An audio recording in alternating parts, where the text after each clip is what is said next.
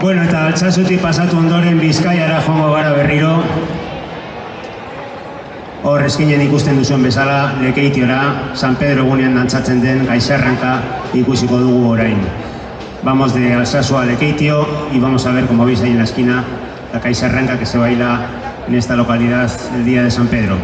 Txalo bero bat, mesedez, Lekeitioko arraunlarentzat, arratsaleentzat eta dantzariarentzat.